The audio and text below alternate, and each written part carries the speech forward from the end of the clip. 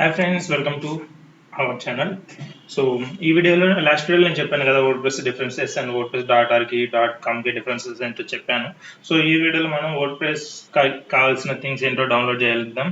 So main మీకు అందరికీ తెలిసిందే పిహెచ్పి బ్యాక్గ్రౌండ్ ఉన్న వాళ్ళకి ఒక ఐడియా ఉంటుంది. సో వర్డ్ప్రెస్ అనేది పిహెచ్పి మీద రన్ అవుతుంది అనమాట. అంటే పిహెచ్పిని యూస్ చేసుకుని వర్డ్ప్రెస్ డెవలప్ చేశారు. సో ఇప్పుడు మనకి కావాల్సిన ఏంటంటే సర్వర్స్ కావాలి. సో దానికి కావాల్సిన లైక్ XAMPP అనే సర్వర్ మనకి అవసరం అవుతుంది. సో XAMPP కావాలి కాబట్టి మీరు సింపుల్గా మీరు డౌన్లోడ్ XAMPP అని గూగుల్లో కొట్టిన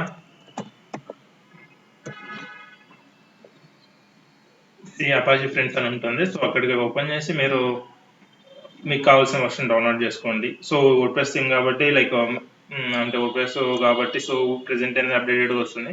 సో లేటెస్ట్ వర్షన్ చేసుకోండి, ప్రాబ్లం అయితే ఏముండవు. సో ఇది చేసుకోండి. ఆర్ మీ రిలేటెడ్ ఓఎస్ బేస్ ఏది ఉంటుంది, యాంప్ మ్యాక్ ఉంటే మ్యాక్, సో దాని రిలేటెడ్ డౌన్లోడ్ చేసుకోండి. సో వన్స్ డౌన్లోడ్ చేసుకున్న తర్వాత మీకు ఇన్స్టాలేషన్ ప్రాసెస్ ఏమి ఉంటుంది, లైక్ ఇన్స్టాల్ చేయగానే ఎగ్జామ్ నెక్స్ట్ అన్నీ ఉంటాయి.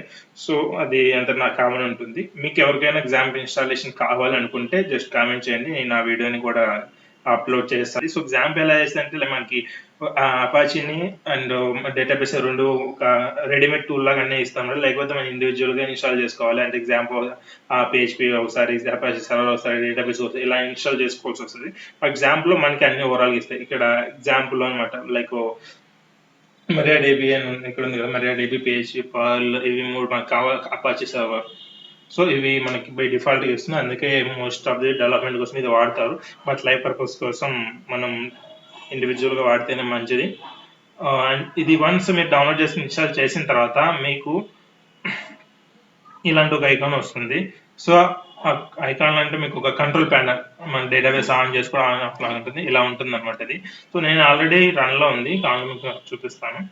సో మనకి మీరు ఇన్స్టాల్ చేసిన తర్వాత లాంచ్ వస్తుంది, అది క్లిక్ చేయగా మీకు ఇలాంటి ప్యానల్ వస్తుంది.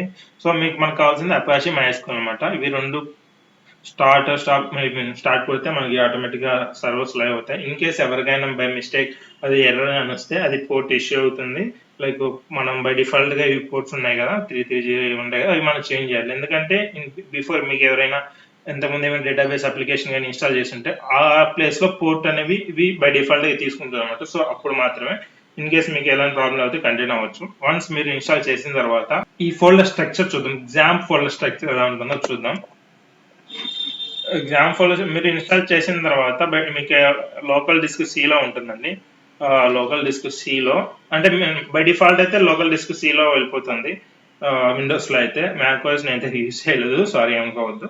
సో ఇక్కడ ఏమవుతుందంటే XAMPPలో ఓపెన్ చేయగానే మీకు ఇక్కడ ఈ నెంబర్ ఆఫ్ ఇవన్నీ మన XAMPP ఫైల్స్ అనమాట. సో ఇక్కడ మీకు హెచ్డి డాక్స్ ఉంది కదా, ఈ హెచ్డి డాక్స్లోనే మనకు కావాల్సిన మెయిన్ థింగ్స్ ఉంటాయి. ఓకేనా, అంటే లైక్ ఇక్కడ మీరు ఏ ఫోల్డర్ క్రియేట్ చేస్తారో ఆ ఫోల్డరే అక్కడ మనకు ఒక వెబ్ పేజ్ లాగా, అంటే వెబ్ సర్వర్ లో ఇక్కడ మన ప్రాజెక్ట్ ఇక్కడ ప్లే చేస్తాం అనమాట. ఇప్పుడు మనం ఫర్ ఎగ్జాంపుల్ మనకు కావాల్సిన ప్రాజెక్ట్ క్రియేట్ చేద్దాం. WP థీమ్ అని క్రియేట్ చేశాను. సో ఇప్పుడు క్రియేట్ చేసిన తర్వాత మనం బ్రౌజర్లో ఓపెన్ చేద్దాం. సో మనకి బై డిఫాల్ట్ ఏమవుతుంది, www.google.com ఇలా ఉంటుంది కదా. సో ఇప్పుడు మనం ఏం చేస్తామంటే ఇక్కడ మన సర్వర్ వచ్చి లోకల్ ఎగ్జాంపుల్ కాబట్టి లోకల్ హోస్ట్ అని కొడతాం అనమాట. లోకల్ హోస్ట్ తర్వాత మనం క్రియేట్ చేసిన ప్రాజెక్ట్ మనం అక్కడ ఏం క్రియేట్ చేస్తాం, WP థీమ్ ఇలా క్రియేట్ చేస్తాం అనమాట. సో ఇది సో అక్కడ మనకి ఫైల్స్ ఏం లేవు కాబట్టి, సో ఇది వెబ్ పేజ్ అనమాట. అక్కడ మనకి ఫైల్స్ ఏం లేవు కాబట్టి ఇలా మనకి చూపిస్తుంది. పేరెంట్ డైరెక్టరీ అంటే మన ఎగ్జాంపుల్ పేజ్ ఓపెన్ అవుతుంది, ఇలా ఓపెన్ అవుతుంది అనమాట. సో మనకి మన ప్రాజెక్ట్ నేమ్ వచ్చేసి లోకల్ హౌస్ /WP థీమ్ అనమాట. ఇంకా వేరే ఉన్నాయి, లైక్ మీరు WP theme.com ఇలా క్రియేట్ చేసుకోవచ్చు. బట్ ఈ వీడియోలో అంత అవసరం లేదు. ప్రెసెంట్ ఇప్పుడు మనం వర్డ్ ప్రెస్ ని ఎలా డౌన్లోడ్ చేద్దాం. మీకు ఆల్రెడీ చెప్పినట్లే WordPress.org లో మనం డౌన్లోడ్ చేసుకోవచ్చు. WordPress.com లో మనకి ఆప్షన్ ఉండదు. .org అనేది ఓపెన్ సోర్స్ ప్లాట్ఫామ్ లాగా ఉంటుంది, మనం డౌన్లోడ్ చేసుకోవచ్చు ఇక్కడే. సో WordPress.org క్లిక్ చేసిన తర్వాత గెట్ WordPress, ఇక్కడ download WordPress 6.0, okay latest version అయితే 6.0.2 అని ఉంది.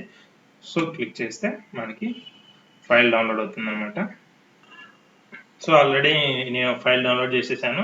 సో డౌన్లోడ్ చేసిన ఫైల్ని ఇక్కడ మనం క్రియేట్ చేసిన ప్రాజెక్ట్ ఫోల్డర్లో పేస్ట్ చేస్తున్నా.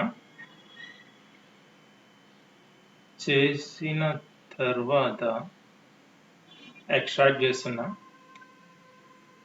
సో ఇప్పుడు మనకి వర్డ్ప్రెస్ ఫైల్స్ అని డిఫాల్ట్ వస్తాయి అనమాట. సో అనమాట ఇప్పుడు మనకి ఫైల్ వస్తుంది, డిలీట్ చేస్తున్నా. ఈ వర్డ్ప్రెస్ అని ఓపెన్ చేస్తే ఇవి బై ప్రాజెక్ట్ ఫైల్స్ అనమాట, వర్డ్ప్రెస్ ఫైల్స్ అనమాట. సో ఇవి ఎక్కడ ఉంది అంటే డబ్ల్యూపీ థీమ్ లో వర్డ్ప్రెస్ అనే ఫోల్డర్ లోనే మనకి డబ్ల్యూపీ థీమ్ అనే ఫోల్డర్ కావాలి.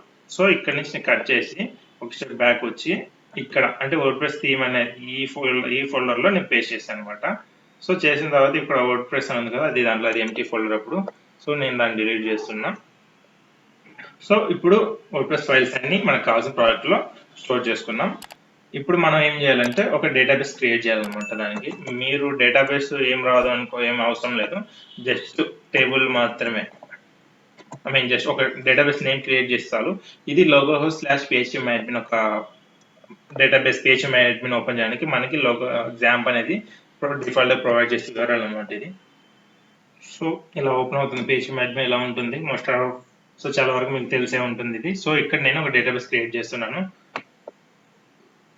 సేమ్ డేటాబేస్ నేమ్ కూడా నేను సేమ్ పెడుతున్నాను, ప్రాక్టీస్ పర్పస్ కోసం కాబట్టి ఇది థీమ్ అని. సో క్రియేట్ చేస్తున్నా అంతే, ఇంకేం చేయాల్సిన అవసరం లేదు. రిమైనింగ్ థింగ్ అంటే వర్డ్ప్రెస్ చేసుకుంటుంది. మీకు ఎక్కడైనా ఫర్దర్గా డేటాబేస్ లో కొత్త టేబుల్స్ మీరు క్రియేట్ చేయాలనుకున్నప్పుడు మాత్రం మీరు hacker data php admin open చేసుకొని మీరు చేసుకోవచ్చు. సో నేను క్రియేట్ చేసా కాబట్టి క్లోజ్ చేస్తున్నాను అనమాట. ఇప్పుడు మనం ఏం చేయాలంటే ఇది కూడా క్లోజ్ చేస్తున్నాను. ఇప్పుడు మనం బై డిఫాల్ట్ కాదు, మనం వర్డ్ప్రెస్ ఫైల్స్ అన్ని మనకు కావాల్సిన ప్రాజెక్ట్ లో వేసుకున్నాం కాబట్టి ఇందాక మనం ఆ ప్రాజెక్ట్ నేమ్ తో ఎంటర్ చేసాం. ఇప్పుడు ఆల్రెడీ అందులో ఫైల్స్ ఉన్నాయి కాబట్టి ఇప్పుడు ఏమొస్తుందో చూడండి. సో ఇది బేసిక్ వర్డ్ప్రెస్ ఇన్స్టాలేషన్ సెటప్ అనమాట.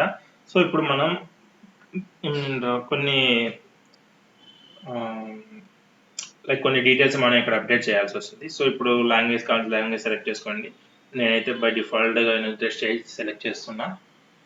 సో తర్వాత డీటెయిల్ అడుగుతాము, మనం database name, user name, password, database host ఇవి ప్రొవైడ్ చేయాలన్నమాట.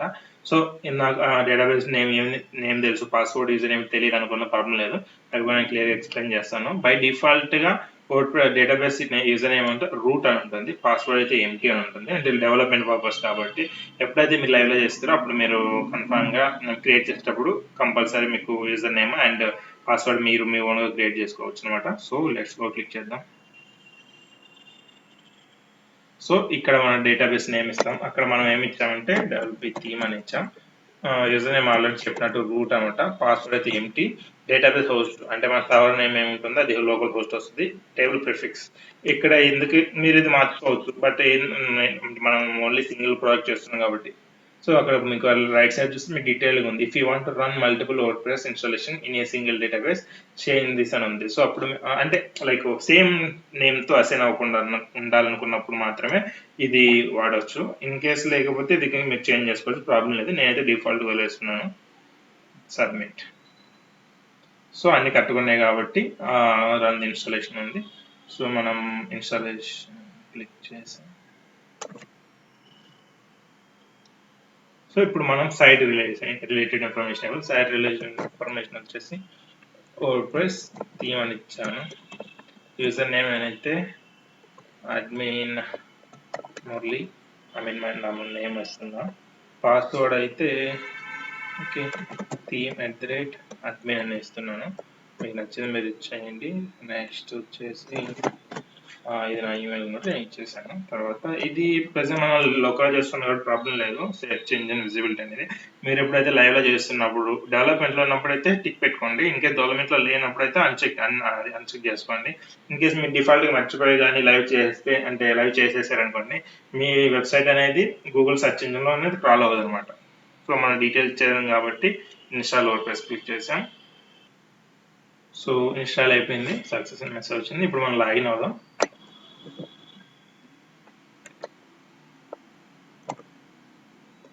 Admin Murali admin. సో మనం వర్డ్ప్రెస్ అయితే ఇన్స్టాల్ చేసాం అనమాట. సింపుల్ గా, చాలా సింపుల్ గా ఉంటుంది. మీకు ఏమైనా డౌట్స్ ఉంటే కామెంట్ చేయండి, సో నేను దాన్ని క్లియర్ చేయడానికి ట్రై చేస్తాను వీడియో వైజ్ గా. సో దట్స్ ఇట్, మనం లాగిన్ అయ్యాము. సో ఇది by default WordPress admin panel ఎలా ఉంటుంది. మీకు తెలిసిందే, ఇది లేటెస్ట్ వర్షన్ 6.0.2 లో ఉందన్నమాట. సో ఈ అడ్మిన్ ప్యానల్ అయితే ఇలా ఉంటుంది. అండ్ మనకి బై డిఫాల్ట్ గా ప్రొవైడ్ చేసే options post, media, pages, comments, appearance, plugins, users, tools, setting ఇవి బై డిఫాల్ట్ ఉంటాయి. ఇవి మనం ఇంకా యాడ్ చేసుకోగలమా, ఎలా ఒకవేళ యాడ్ చేసుకునే ఛాన్స్ ఉంటే ఎలా యాడ్ చేసుకోగలం, ఇవన్నీ మనం ఫర్దర్గా వచ్చే దాంట్లో క్లియర్గా డీటెయిల్గా మనం చెప్పుకుందాం.